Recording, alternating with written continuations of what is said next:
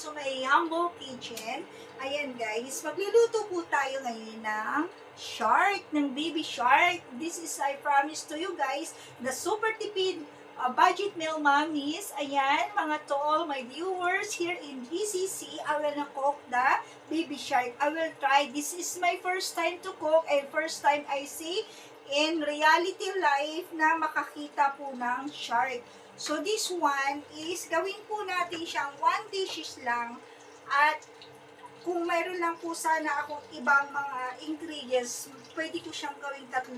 Pero yung isa guys is ando doon sa fridge, may another dishes recipes po ko doon na gagawin. So for time being, this one we can put the ingredients. Lalagyan mo lang muna natin siya ng salt, no? After the salt, ayan, tiplahan muna natin siya. Ayan guys, isa-isa. So, ayan guys, so we can put the salt. Ayan, so naparami yata. Ito yun, natatakot talaga ako sa ulo guys. Pasensya na po talaga kayo, skin.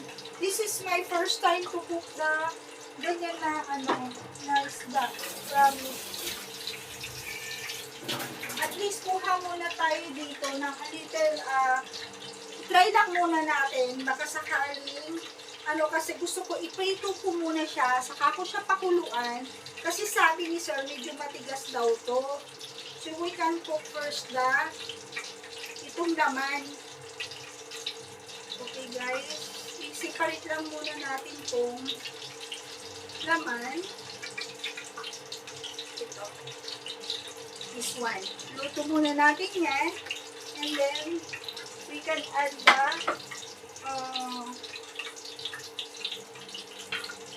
itong paminta. Itong bell pepper. Pakuluan na lang muna natin yung guys maya-maya. So, we can put here a little bit of, ayan guys. Para nakikita nyo, paminta. Ayan. So, like this. And then, saka natin siya lalagyan ng chili powder. Ayan. So, spread out natin ang chili powder bago natin siya lutuin. Okay guys, so, kung nakikita nyo ba yan? And then, ano ba? Wala na ba? Okay na yan. And then, what do you call this? Ito. Kahit pa paano, lagyan po natin ito ng konti. This one.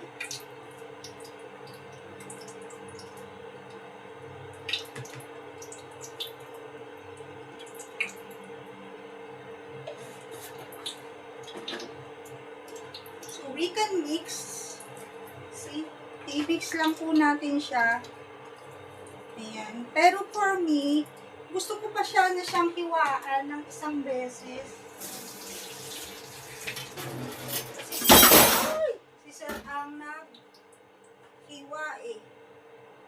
Pero hayaan nyo na, mapurol po yung aking kutsilyo. So, natataranta ako kasi takot talaga ako sa, what do you call this, sa shark. Natanggal ni Sir siguro yun. So, painitin na natin to guys at iprito na po natin. Ayan, ang ating, nakikita nyo po ba? Ang ating baby shark. Ayan, so lumiwanag na ng konti. So, ibaba na natin guys. Ayan. So, ipiprito ko muna siya bago ko siya gagawa ng i-adobo. So, i-try lang natin.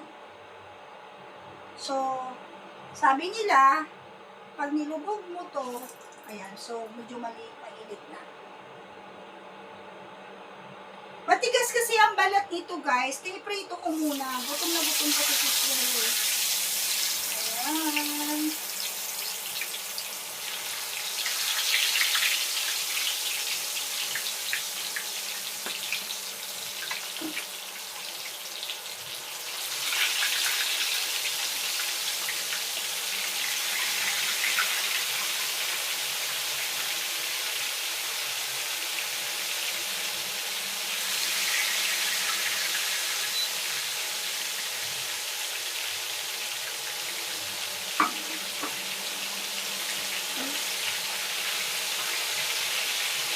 Biro nyo guys, pinag-ipunan ko in how many weeks tong pera kong to. Makabili lang ako ng baby shark kasi sobrang nakikurious ba ako. Ayun, gano'n ang nangyari. So,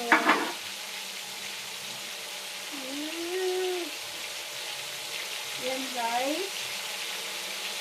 So, let's see kung paano natin gagawin. Sana hindi pumalpak to guys. Kasi as in walang edit-edit ang aking niluluto.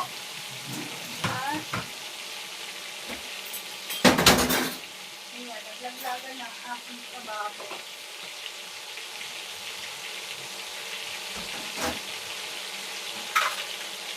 So, ayan ito.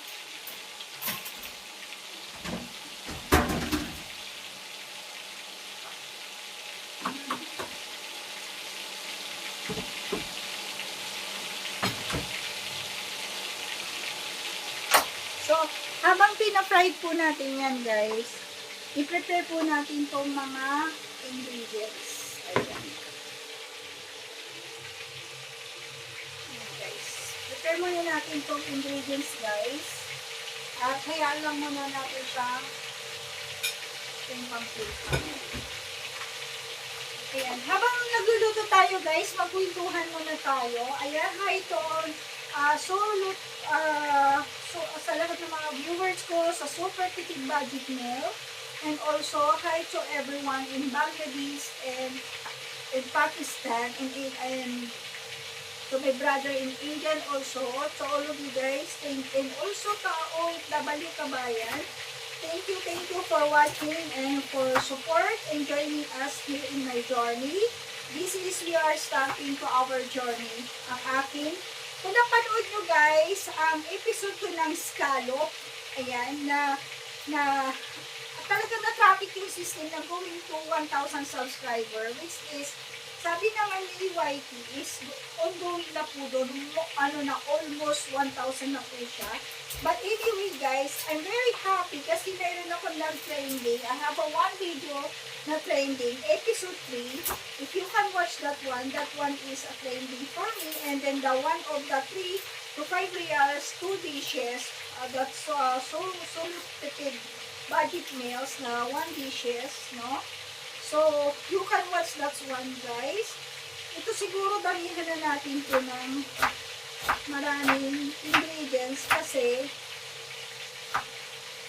ayan, samantalahin na natin guys habang nandito ang mobile kasi I borrowed the mobile, I don't have a mobile because tomorrow morning they have a meeting, they have a site visit, so at gutom na rin po kasi si sir at pakainin natin kasi maghapon po talaga kami sa meeting. And also guys is talagang pagod na pagod yung utak din namin dalawa. Ayan. So this is the onion. Lagyan po natin siya ng ginger guys. Ayan, fresh ginger. Actually, bumili po ako ng mga condoms na mga ginger powder, ganyan. Nagkambasin na rin po ako kanina ng mga bibilihin for the kitchen set. Ayan. So, ayan. Naluto ko na ang aking pangako na baby shark. Iluto na natin yung mga shark na gusto akong lamunin, gusto kong kainin. Within 4 years sacrifice na lahat ng mga kamiting ko is they want to eat me like a shark. So, kung makapanood you can watch the scallop. I explained there the scallop for my new chapter of life on my journey as a YouTuber or vloggers. Ayan. So, ito yung ginger. Ayan guys. So, habang nagluluto tayo dito, siyempre, kasi sabi matigas daw to. So, Ma'am Nikki, bakit mo muna piniprito? Kasi guys, gusto ko malambot ang pagka-luto ko. So, gagawin ko po siyang shark sauté. So, sauté po natin ito guys. So, I wanna sauté, baby shark sauté. Ayan. Oh, nakatingin talaga yung head. You know, the head of the shark are very scary. No, I'm afraid about that. Grabe. Nakatingin sa akin. So, ayan. Ayan, guys, prepare na natin to guys. Ang init. Grabe.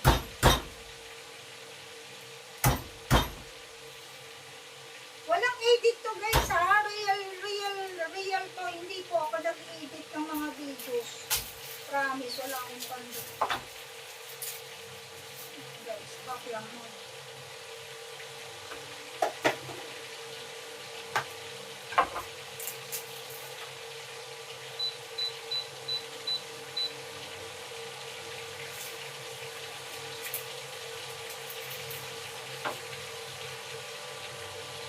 Guys, nililinis na ni sir. Nilagyan niya na ng asin. Tapos maya-maya, itilamusan daw niya ng suka.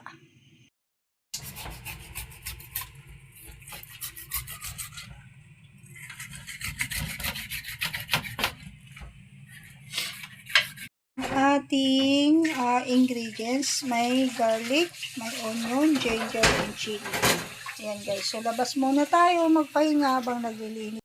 So ito na nga guys, nagpainit na ako ng mantika habang umiinit yan. I-discuss ko muna guys sa inyo. Niluto po niya yung isa. So this is a very special dishes guys. So i-grades po natin ng mga 10 reals siguro to kasi 5 reals per kilo. Hindi ko alam kung mga magkano. Basta maximum, this is 10 real. Ayan. So, we have our ingredients here. At ito, nilamas po niya sa suka. At lalagyan na po natin yan ng mga seasonings bago natin siya iprito.